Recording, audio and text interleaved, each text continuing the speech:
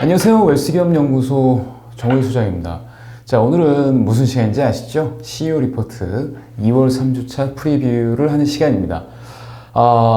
오늘은 일요일이고요. 예, 눈이 막 내리고 있습니다. 그래서 참 2월달에 이렇게 눈이 많이 내리는구나 생각도 하고, 올 겨울에 이렇게 눈을 본 적이 있었나? 뭐 이런 생각도 좀 해봅니다.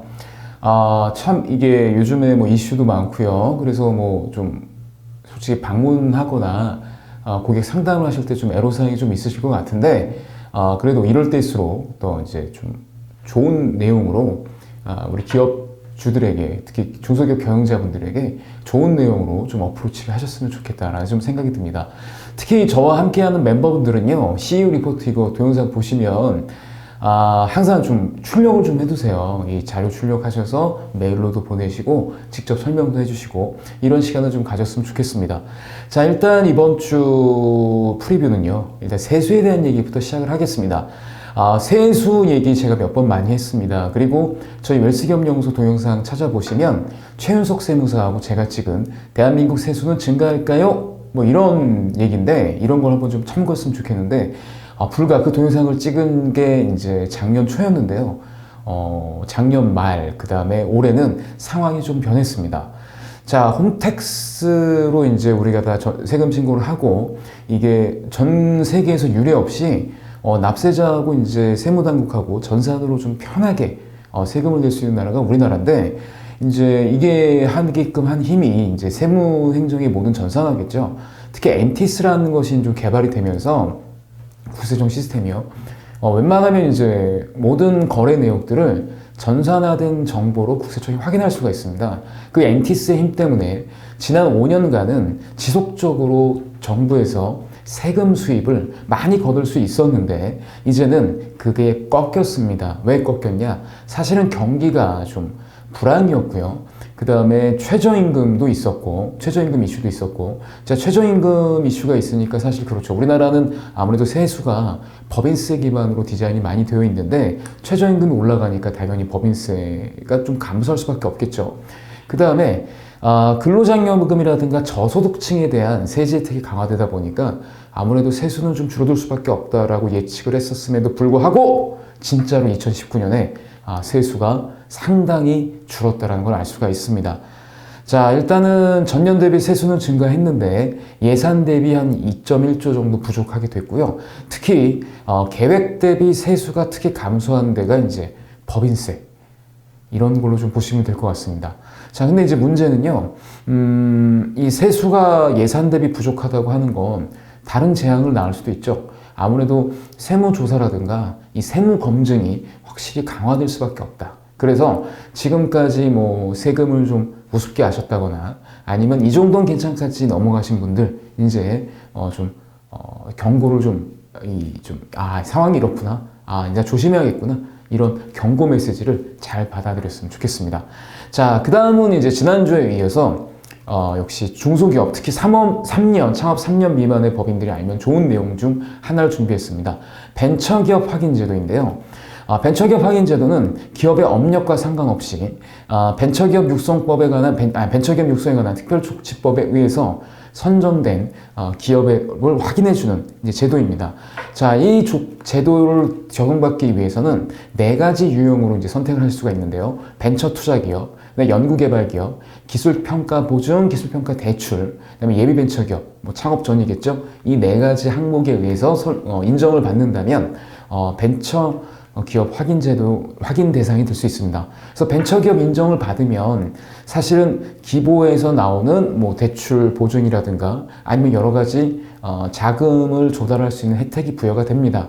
그래서 좀 초창기 창업이 얼마 안 되신 법인들은 이제 벤처 인증을 많이 받으시려고 하는데, 얘는 확인하는 방법은 벤처인 사이트에 들어가셔서 접속 신청을 하시고요. 그 다음에 벤처인 이제 인터넷으로 평가를 좀 받아보고, 거기서 어느 정도 된 사람들은 기보에서 현장 심사를 가게 됩니다. 여기서 통과가 되면 이제 벤처 이제 등록이 되는데, 아무래도 이 벤처라든가 지난번에 나왔던 뭐 이노비즈, 메인비즈 이런 것들은 사실 초창기 기업에 되게 좋아요. 왜냐하면 초창기 기업 같은 경우는 설비를 막 갖추기 시작할 때잖아요. 그래서 이때는 뭐 시설 투자라든가 이런 자금들이 좀 부족하게 됩니다. 이런 자금들을 융통하기에 좀 편한 인증 제도라고 보시면 되고, 특히 이노비즈나 메인비즈의 가장 큰 혜택은 세무조사가 특별한 일이 없으면 나오지 않는다는 거. 예를 들어서 뭐 투서가 들어가거나 이런 게 아니라면 특별한 세무조사 나오지 않는 거. 그래서 경영에만 집중할 수 있게 한다는 게 하나의 큰 장점이겠죠. 그러면 이런 인증 제도에 대한 로드맵을 한번 그려봤습니다. 사실은 기업의 경쟁력을 극대화하기 위해서는 사실은 좀 인증이 좀 필요하죠. 예를 들면 제가 뭐 건강보조식품을 판다. 그러면 제가 판매하는 보조식품이 소비자들이 봤을 때 뭐 해썹 인정이라든가 녹색 인증이라든가 아니면 공정에 대해서 여러 가지 인증, 특히 뭐 미국 식약청의 FDA 검사라든가 뭐 이런 마크가 붙어 있으면 소비자들이 이 재료가 되게 좋은 거구나 하고 느낄 수 있겠죠. 그런 측면도 있지만 기업이 자금을 조달하고 아니면 기업의 신용도를 높이고 아니면 여러 가지 뭐 수출 판로를 찾거나 이런 정부의 지원 제도를 받기 위해서 어쩌면 좀 가져가야 될 맵이라고 볼 수 있을 것 같습니다. 이 맵을 뒷페이지에서 좀 설명을 해놨는데요. 사실은 제일 그 맵의 가장 중심은 우리나라는 이제 정부에서 지원하는 혜택들은 다 신기술, 그리고 기술 육성, 그 다음에 아니면 경영 프로세스의 혁신, 아니면 뭐 업무 프로세스 혁신, 이런 것들이 있는 기업들을 이제 육성하려고 하고자 합니다. 그래서 이런 기업들이 되려면 제일 먼저 있어야 될 게 사실은 기업부설 연구소죠. 기업에서 어떤 계속 매출에 생산되는 것만 하는 게 아니라 이 중에서 일부 부분은 미래를 위한 먹거리를 위해서 계속 연구하는 연구소를 설립하는 걸 말합니다. 이 기업부설 연구소 혹은 기업부설 전담부서를 설립하게 되면 아무래도 여기 이 투자하는 금액에 대해서 일부 세액 공제 및 여러 가지 혜택이 있고요. 그 다음에 이거를 떠나서 ISO 인증을 받으면, 예를 들어서 IS 9001, IS 14001 이런 인증을 받으면 뭐 생산성, 환경에 대한 인증을 받게 되면 뭘 등록하기 편하시냐면 벤처기업 인증이 좀 편해지십니다. 자, 이것들은 다 3년 미만의 법인도 가능하시고, 특히 기업부설연구소는 3년 전에 하시게 되면, 업력이 시작되고 3년 전에 하시게 되면 아무래도 중소기업에서 연구소 설립할 때 제일 문제가 인적 요건이거든요. 특히 대학 졸업자들, 전공자들 찾기가 쉽지 않은데 CEO도 연구소에 이제 인원에 들어갈 수 있으니까 이건 좀 아무래도 쉬워질 수 있습니다. 그래서 제일 먼저 기업부설 연구소 하고 각종 인증 2개 받고 그 다음에 이제 벤처기업 인증까지 들어가시면 이제 3년까지 어떤 프로세스가 끝나게 되고요. 자, 이렇게 벤처기업 인증까지 끝나게 되면 이제 기업이 좀 안정되게 해서 성장하겠죠. 이때는 이노냐 메인냐 이 2가지 중에서 괜찮은 걸 또 선택해서 인증을 받으시면 됩니다. 그 다음에 또 여기와 덧불어서 병무청에서 지정하는 병역 특례 업체로 지정이 되신다면 정말 대박이죠. 자, 왜냐하면 사실은 병역 특례를 지원하는 사람들이 다 이제 전공자 중에 우수한 사람들 아니겠습니까? 뭐 석사, 뭐 박사 이런 사람들일 텐데 그런 인력들을 중소기업에서 사실 쓰기가 쉽지 않죠. 근데 그런 인력들을 3년 동안 저렴한 비용으로 쓸 수 있는 아주 좋은 제도입니다. 그래서 이거는 TO도 받아야겠지만 제일 중요한 거. 실제로는 경쟁력이 좀 세다는 거. 그래서 그러니까 좀 내 생각보다 좋은 인력들을 받을 수 있다라는 거.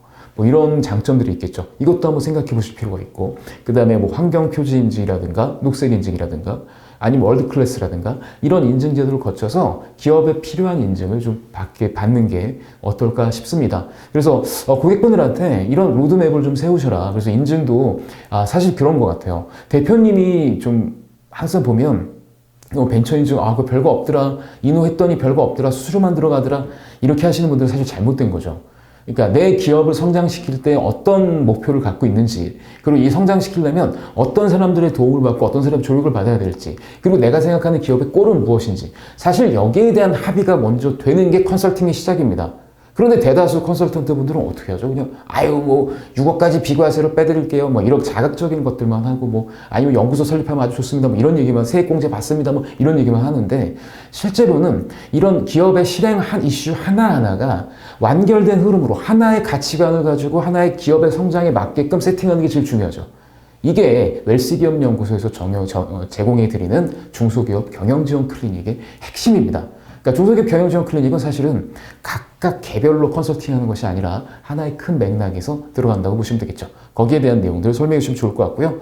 그 다음에 이제 이 기업의 특허권 얘기도 좀 해놨습니다. 만약에 기업의 특별한 자산, 특별한 이슈, 뭐 아니면 특별한 메소드, 아니면 특별한 뭐 소스 이런 것들이 있다면 얘를 무형자산으로 등록하셔서 기업의 외형을 상당히 좋게끔 저 기업은 특허권도 갖고 있구나, 항상 연구하고 있구나 이런 것들을 좀 갖고 있게 해주시면 되고요. 특히 특허 출원회 같은 경우는 혼자서 아무리 해봤자 어렵습니다. 그래서 변리사라든가 뭐 이런 전문 자격자들의 좀 도움을 받으시는 게 훨씬 더 유리하십니다. 자, 웰스기업연구소에서 제공하는 이 CEO 리포트 많이들 활용하셔서 좋은 성과 내시길 바라면서 이번 주는 마무리하겠습니다. 자, CEO 리포트 2월 3주차 여기서 마무리하겠습니다. 좋아요, 구독 반드시 눌러주십시오. 감사합니다. 안녕!